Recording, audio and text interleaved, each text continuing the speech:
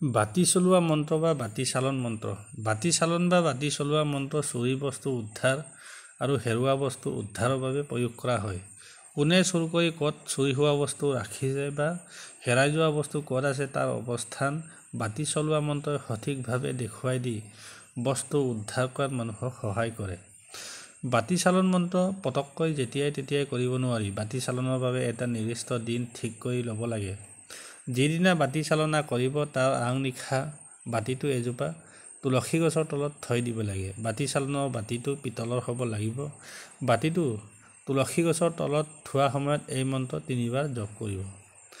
আচল চালম সুচল চালম, চালম দানৱেৰ পা, য'ত দানৱ চবে বাতিতে কৰেছে ৰে ভৰ, যে ওমকাৰ চুৰি কৰেছে তাৰ গিয়ে ধৰ, ওম সিদ্ধগুৰু শ্ৰী ৰামচন্দ্ৰ আজ্ঞে বৰবাপ ধৰ্মেৰ আজ্ঞে।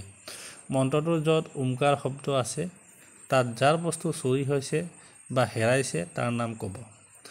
তাৰ পিছদিনা তুলাৰ আখীৰ এজন ব্যক্তিক বাতিটো ধৰিবলৈ দি এই মন্ত্ৰ পুনৰ জপ কৰিব লাগে।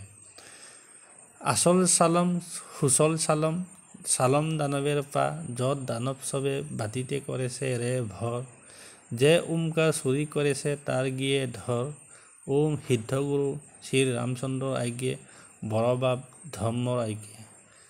ধৰ্মেৰ আজ্ঞে। ইয়াতে যে মই ক'লোঁ ওমকাৰ, এই ওমকাৰৰ ঠাইত যাৰ বস্তু হেৰাইছে বা যাৰ বস্তু চুৰি হৈছে চুৰে নিছে তাৰ নামটো ক'ব। মন্ত্ৰ জপ কৰি শেষ হোৱাৰ পিছত বাতিটোত ফুক এটা মাৰি দিব। যদি বাতি ধৰা মানুহজন সঁচাকৈ তুলাৰ আখীৰ ব্যক্তি হয় তেতিয়াহ'লে মন্ত্ৰৰ প্ৰভাৱত বাতিটোৱে মানুহজনক টানি লৈ গৈ চুৰি হোৱা বস্তু লুকুৱাই থোৱা স্থান বা হেৰাই যোৱা বস্তু য'ত আছে তালৈ লৈ যাব।